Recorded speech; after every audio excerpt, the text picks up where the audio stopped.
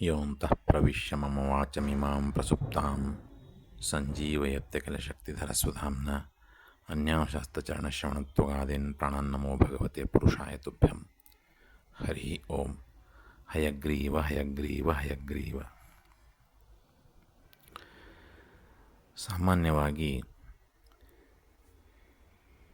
ಅನೇಕರಲ್ಲಿ ಒಂದು ತಪ್ಪು ಕಲ್ಪನೆ ಅದೇನೆಂದರೆ, ಶ್ರೀಮಂತರು ಅತ್ಯಂತ ವೈಭವದ ಜೀವನವನ್ನು ಹಾಗೂ ಆನಂದದ ಜೀವನವನ್ನು ಅನುಭವಿಸುತ್ತಾರೆ ಎಂಬುವಂತಹ ವಿಚಾರ ಇರುತ್ತದೆ. ಆದರೆ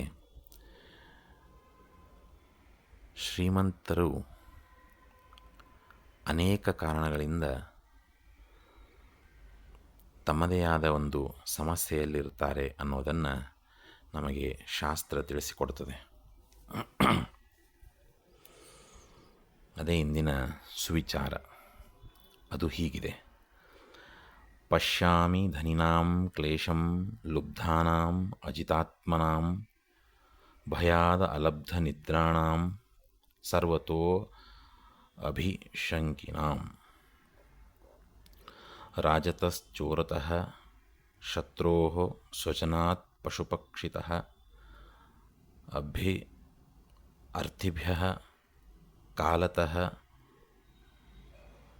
ಸ್ವಸ್ಮಾನ್ ನಿತ್ಯಂ ಪ್ರಾಣಾರ್ಥವದ್ಭಯಂ.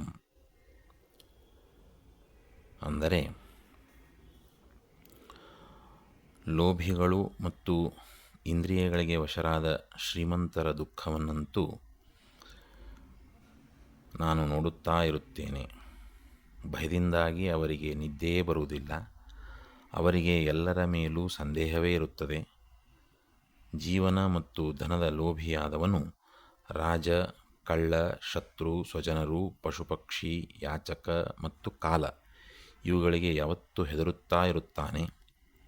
ಅಷ್ಟೇ ಅಲ್ಲ, ನಾನೆಲ್ಲಿಯಾದರೂ ತಪ್ಪು ಮಾಡಿ ಹೆಚ್ಚು ಖರ್ಚು ಮಾಡಿಬಿಟ್ಟೇನೋ ಎಂಬ ಆಶಂಕೆಯಿಂದ ತನ್ನ ಕುರಿತೂ ಕೂಡ ಭಯಪಡುತ್ತಾ ಇರುತ್ತಾನೆ ಎಂಬುದು ಇದರ ಅರ್ಥ. ಈ ಒಂದು ಶಾಸ್ತ್ರ ತಿಳಿಸಿಕೊಡುವಂತಹ ಶ್ಲೋಕಗಳನ್ನು ನೋಡಿಬಿಟ್ರೆ, ಶ್ರೀಮಂತ ಯಾವ ರೀತಿಯ ಹೆದರಿಕೆ ಮತ್ತು ಚಿಂತೆಯಲ್ಲಿ ಮುಳುಗಿದ್ದಾನೆ ಎಂಬುದು ತಿಳಿದು ಬರುತ್ತದೆ. ಹಾಗಾಗಿ ಶ್ರೀಮಂತ ಬಡವ ಅನ್ನೋದು ಮುಖ್ಯ ಅಲ್ಲ. ಶ್ರೀಮಂತನೇ ಇರಲಿ ಅಥವಾ ಬಡವನೇ ಇರಲಿ, ಭಗವಂತನಲ್ಲಿ ಭಕ್ತಿ ಇರುವುದು ಅತ್ಯಂತ ಮುಖ್ಯ. ಭಗವಂತನ ಸ್ಮರಣೆ ತಪ್ಪಿದರೆ ಅದೇ ನಿಜವಾದ ಬಡತನ ಅಥವಾ ದುಃಖ. ಭಗವಂತನನ್ನು ಸದಾ ಸ್ಮರಿಸ್ತಾ ಇದ್ದರೆ ಅದೇ ಶ್ರೀಮಂತಿಕೆ ಅಥವಾ ಸುಖ. ಹಾಗಾಗಿ ನಾವು ತಪ್ಪು ಕಲ್ಪನೆಯನ್ನು ಬಿಡಬೇಕು. ಶ್ರೀಮಂತರು ಯಾವತ್ತೂ ಐಷಾರಾಮಿ ಜೀವನದಲ್ಲಿರ್ತಾರೆ. ಅವರಿಗೆ ಯಾವುದರ ಕೊರತೆಯೂ ಇರುವುದಿಲ್ಲ. ಅಪಾರ ಸಂಪತ್ತು ಅವರ ಕೈಯಲ್ಲಿರ್ತದೆ. ಹಾಗಾಗಿ ಸುಖದ ಜೀವನವನ್ನು ನಡೆಸ್ತಾ ಇರ್ತಾರೆ ಅಂತ. ಅದು ಹಾಗಿರೋದಿಲ್ಲ. ಅವರಿಗೂ ಕೂಡ ಅತ್ಯಂತ ದುಃಖಗಳು, ಭಯ, ಆತಂಕ ಯಾವತ್ತೂ ಅವರಿಗಿರ್ತದೆ. ರಾಜನ ಬಗ್ಗೆ ಭಯ, ಟ್ಯಾಕ್ಸ್ ಕಟ್ಟದೇ ಇರಲಿಕ್ಕೆ ಏನೇನು ವಿಚಾರಗಳನ್ನು ಮಾಡಬೇಕು ಅದರಲ್ಲೇ ಕಾಲ ಕಳೀತಾ ಇರ್ತಾರೆ.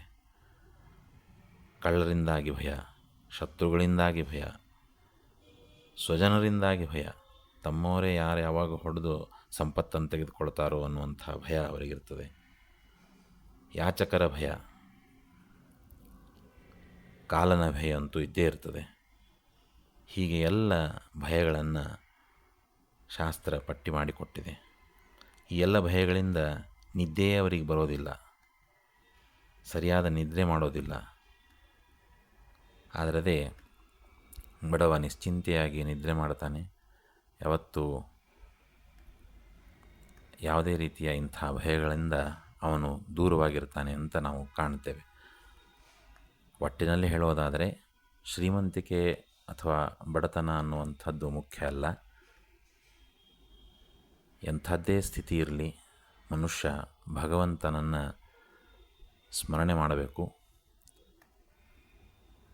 ಅದೇ ನಿಜವಾದ ಶ್ರೀಮಂತಿಕೆ. ಅದಕ್ಕೆ ಶ್ರೀ ಶ್ರೀ ಸತ್ಯಾತ್ಮತೀರ್ಥ ಶ್ರೀಪಾದಂಗಳವರು ಹೇಳಿಕೊಟ್ಟಂತಹ ಉತ್ತಮವಾದಂಥದ್ದು ವಿಚಾರ ಅಂದರೆ, ಎಂಥದ್ದೇ ಸಂದರ್ಭ ಇರಲಿ ಭಗವಂತನನ್ನು ಸ್ಮರಣೆ ಮಾಡ್ತಾಯಿರಿ ಅಂತ. ರಾಮ ರಾಮ ರಾಮ ರಾಮ ರಾಮ ರಾಮ ರಾಮ ರಾಮ ರಾಮ ರಾಮ ರಾಮ ರಾಮ ರಾಮ ರಾಮ ರಾಮ ಅನ್ನುವಂಥ ರಾಮನಾಮ ಸ್ಮರಣೆಯನ್ನು ಮಾಡಿದರೆ ಅದಕ್ಕಿಂತ ಹೆಚ್ಚಿನ ಶ್ರೀಮಂತಿಕೆ ಮತ್ತು ಸುಖ ಇನ್ಯಾವುದೂ ಇಲ್ಲ. ಹಾಗಾಗಿ ಎಲ್ಲ ಸಂದರ್ಭಗಳಲ್ಲೂ ಎಲ್ಲ ಕಾಲದಲ್ಲಿಯೂ ಭಗವಂತನ ಸ್ಮರಣೆ ಮಾಡ್ತಾ ಇರೋಣ. ದುಃಖದಿಂದ ದೂರ ಆಗೋಣ, ಭಗವಂತನ ಅನುಗ್ರಹಕ್ಕೆ ಪಾತ್ರರಾಗೋಣ ಅಂತ ಹೇಳ್ತಾ, ಭಾರತೀಯ ರಮಣ ಮುಖ್ಯ ಪ್ರಾಣಾಂತರ್ಗತ ಶ್ರೀಕೃಷ್ಣ ಅರ್ಪಣಮಸ್ತು. ನಮಸ್ಕಾರ.